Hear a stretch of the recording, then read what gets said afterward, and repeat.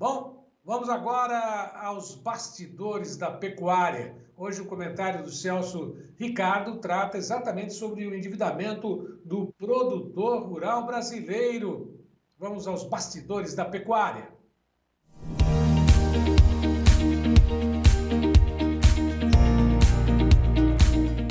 Olá, meus amigos do canal Tempo e Dinheiro, aqui quem fala é Celso Ricardo e eu quero falar hoje sobre um assunto importante, interessante, mas que sem dúvida nenhuma, muito pouco é comentado a nível de Brasil, muito pouco é debatido, as autoridades não mostram interesse sobre o assunto e já já eu vou mostrar e vou comprovar para vocês isso que eu venho dizendo.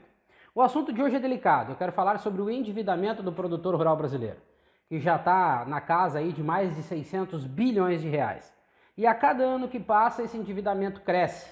Culpa do produtor rural? Não. Existem algumas operações que não foram bem realizadas, que causaram um prejuízo? Sim, como em todo o empreendimento. E isso eu faço um comparativo com o setor secundário, onde as empresas, as indústrias, muitas vezes ao longo dos anos mostram dificuldade financeira e os governos vão lá e dão um aporte financeiro muito grande, elas resolvem os problemas, né, renegociam financiamentos e seguem as suas atividades. Porém, com o produtor rural brasileiro, o tratamento é diferente. No ano de 1994, foi apresentado um projeto de securitização que tratava diretamente dos assuntos ligados ao endividamento do produtor rural. Foram inúmeras as situações, muitos trâmites daqui para lá e de lá para cá, foi apresentado o projeto, foi aceito, foi colocado em prática e foi muito bom, diga-se de passagem. Mas o projeto por si só, ele não garantiria que esse produtor rural não viesse novamente a se endividar.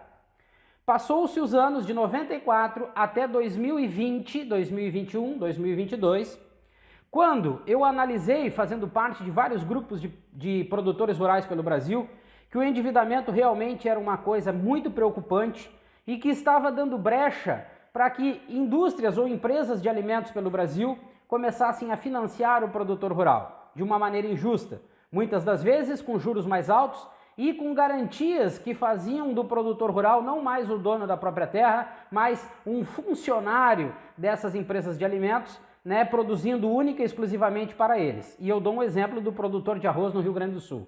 É uma situação séria que precisa ser analisada, empresas de alimentos financiando, bancando, pagando quando e no preço que bem entendem. É uma situação delicada. Mas no ano de 2021 para 2022, eu analisei esse cenário todo e a partir de um prospecto eu procurei vários políticos pelo Brasil, todos, inclusive políticos de dentro da Frente Parlamentar Agropecuária, viraram as costas. Mas encontrei uma pessoa muito boa, muito íntegra, que mostrou interesse e abriu as portas para que esse projeto que eu idealizei fosse colocado em pauta. Chama-se Senador Álvaro Dias do Paraná. A partir do esboço que fiz, junto com a equipe dele, montamos o projeto. Esse projeto foi apresentado, projeto de lei 550. Mas nem Ministério da Agricultura e a Frente Parlamentar Agropecuária mostrou envolvimento ou engajamento. Muito pelo contrário, viraram as costas ou até mesmo fizeram descaso de um projeto muito importante para um país que diz ser o país do agro. Mas falar é fácil, agir é totalmente diferente. Buscar caminhos para resolver um problema de um setor que não garante muitos votos é preocupante e não mostra o interesse desses políticos que deveriam estar representando o setor do agronegócio como um todo e defendendo as pautas que são importantes para esse desenvolvimento, para que o setor possa crescer. Então, o projeto passou na Comissão de Agricultura e Reforma Agrária e parou na Comissão de Assuntos Econômicos. Parou porque o relator, olhem bem, e aí eu pergunto, onde está o Ministério da Agricultura, né, que aparece em grandes eventos falando de agronegócio, mas tão somente isso e mais nada? Uma frente parlamentar agropecuária também sem nenhum interesse de trabalhar os envolvimentos do agro? Somente falar em milho e soja no auge, mas apresentar propostas para resolver os problemas que esses produtores de soja e milho estão enfrentando, eles não aparecem. Aparecer no glamour do agro é fácil, aparecer com propostas é totalmente diferente. Então, não existe engajamento do Ministério da Agricultura nem da Frente Parlamentar Agropecuária, porque o relator, lá na Comissão de Assuntos Econômicos, o senador Wilder de Moraes, pediu para que esse projeto fosse retirado da pauta.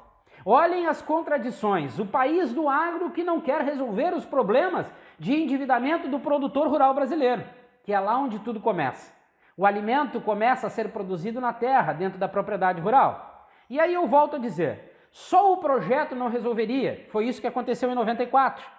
Políticas agrícolas eficientes para tratar de problemas de mercado e também problemas climáticos, assim como outras questões ligadas a custo de produção e seguro agrícola, não aconteceu. Tudo ficou no papel, mas do papel dificílimo de colocar em prática. A maior parte do endividamento brasileiro ele veio a partir de custos altos e preços na hora da comercialização em queda, muito por conta da sazonalidade do mercado, que não houve planejamento e organização, simplesmente políticos que ocupam cargos importantes como o de ministro da Agricultura, acabam viabilizando operações com foco sempre na próxima eleição onde ele tenha que buscar votos. Isso aconteceu com a China. Viramos o agronegócio para a China de uma maneira inconsequente até, sem planejamento e organização, apenas por uma sazonalidade de mercado, e essa sazonalidade de mercado, como nós não temos relações comerciais, nós estamos atendendo uma necessidade e confunde-se pessoas que acham que relações comerciais internacionais tem muito a ver com sazonalidade de mercado, e isso não é. Planejamento e organização para um grande produtor de alimentos abre mercados pelo mundo todo. Não é a situação do Brasil. Mas o projeto de lei que eu idealizei, ele parte de um pressuposto e aqui eu apresentarei um resumo. 20 anos para a renegociação dessas dívidas, para o parcelamento das dívidas com 3 anos de carência, tanto para CPF como CNPJ. Dívidas de até R$1 milhão.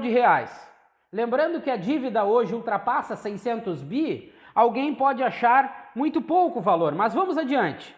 Esse projeto, ele resolveria problemas de até 10 bilhões de reais do endividamento do produtor rural. Lembrando que é em cima da cédula principal, ou seja, hoje 10 bilhões de reais pode representar mais de 200 bilhões. Devido a inúmeros relatos e acordos que eu andei recebendo pelo Brasil, de pessoas que buscaram 300 mil, 600 mil, 800 mil reais de empréstimo e hoje devem mais de 5, 6 milhões. Então, na proporção, esses 10 bi podem ultrapassar a casa de 200 bilhões de reais. E isso é muito importante para o Brasil. Nós tiraríamos os atravessadores financeiros, aqueles que cobram até valores exorbitantes, com juros altos e com garantias que não poderiam ser cobradas, tornariam, a partir de políticas agrícolas específicas para mercados e também com relação ao clima, que já vem causando prejuízos bilionários no Brasil, dando uma maior tranquilidade para o produtor rural, sabendo que, por exemplo, de uma maneira simplificada e que deveria ser revisada, o seguro agrícola iria funcionar. Menos burocracia e mais atividade. Nós não estamos dando o aporte que o produtor rural e o setor primário precisa. Nós precisamos tornar esse produtor rural competitivo, nós precisamos tornar ele capitalizado. E não é assim que o Brasil funciona. Não é assim que os assuntos ligados ao agro funcionam. Só o projeto de lei já dá um alento muito grande. Mas, junto a esse projeto, nós precisamos de políticas agrícolas. E aí eu torno a fazer a pergunta novamente. Onde está o Ministério da Agricultura? Onde está a Frente Parlamentar Agropecuária? É deles que deveria vir a viabilidade econômica, financeira e comercial. E isso é um assunto que eu tenho batido muito na tecla. Produtor rural é empresário, e empresário de uma empresa a céu aberto. Problemas mercadológicos, devido a ele, produtor rural, estar no início da cadeia produtiva, existe, e muitos. Problemas climáticos estão existindo cada vez mais, e os prejuízos e os endividamentos vêm daí. Organização e planejamento agrícola, o Brasil não tem. O endividamento, ele está na agricultura e está na pecuária. E esse endividamento, da maneira que vem sendo tratada, está abrindo brechas para as execuções judiciais. As expropriações de terras já começaram. E se nós lembrarmos um projeto de lei que o senador Irajá do Tocantins apresentou e foi aprovado, onde libera a venda de terras para o estrangeiro de até 25% de uma determinada região, acaba complementando a falta de atenção que estão dando para o produtor rural, que vem perdendo terras por situações, como eu disse, de custo de produção alto e na hora da venda o preço baixo. Isso são as variáveis de mercado. O clima que vem causando problemas e prejuízos somados a uma alta e uma baixa valorização do dólar. Setor primário não vem tendo muitas atenções, ao contrário do setor secundário, que tem um aporte político muito grande e garantias financeiras para qualquer mudança ou posicionamento de mercado. Está na hora do país do agronegócio começar a se preocupar um pouco mais com o setor primário e com o produtor rural brasileiro. Um forte abraço e até o nosso próximo programa aqui no canal Tempo e Dinheiro. Muito obrigado, Celso. Até a próxima, e a todos que estiveram conosco, meu muito obrigado. Não esqueça de deixar aquele like e se inscrever nos canais oficiais do Tempo e Dinheiro. Já somos 89 mil inscritos no YouTube. Queremos ser muito mais, levar a voz de você, produtor, para esse Brasil afora, para o mundo todo. Portanto, se inscreva nos canais oficiais do Tempo e Dinheiro e faça parte também do Clube de Assinantes do TID. Ótima tarde, bom início de noite a todos e até amanhã.